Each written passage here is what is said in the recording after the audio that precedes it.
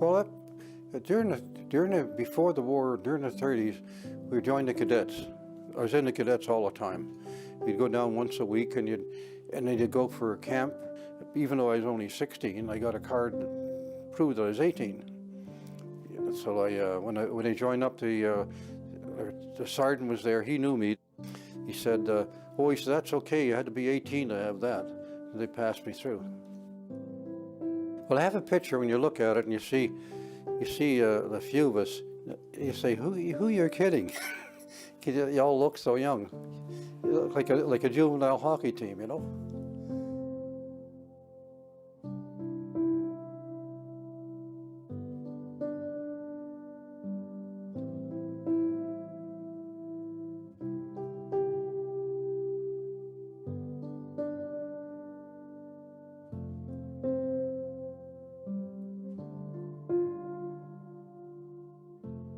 At first getting in, we were so excited of being there and seeing all this.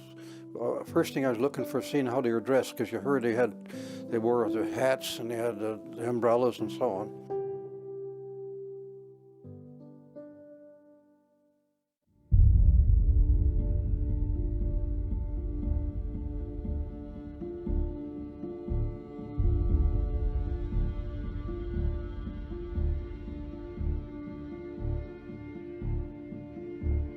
And on the way in, we hit a mine, and that disabled the front part, and they still tried to push in, and then they said disembark.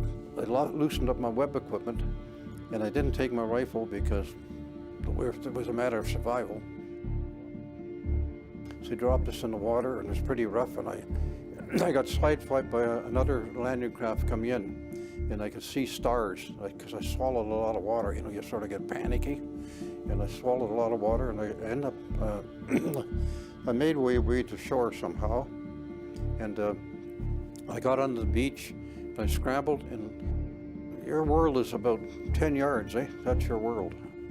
That's what you're looking at. And all you could see was everybody scrambling for themselves, and everybody was doing what they're supposed to, going forward.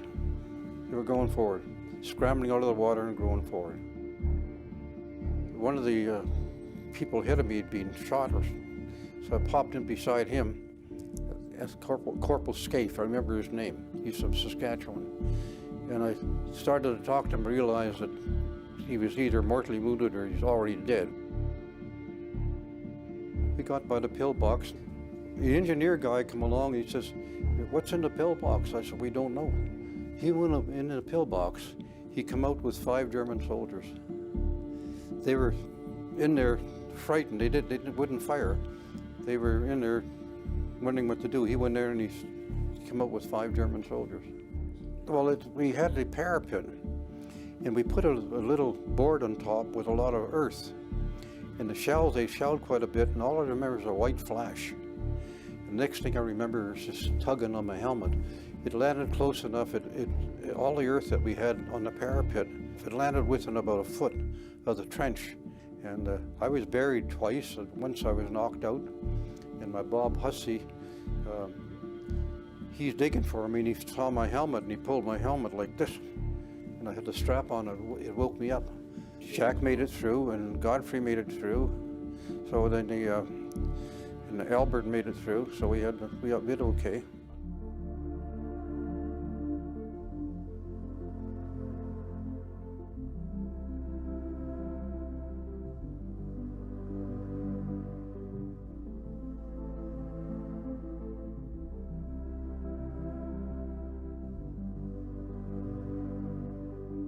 Mr. Joseph Parks.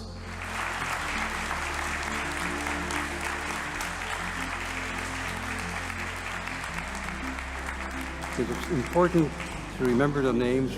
If you notice, you go to a cemetery, one of these headstones, it says, "The name liveth forevermore."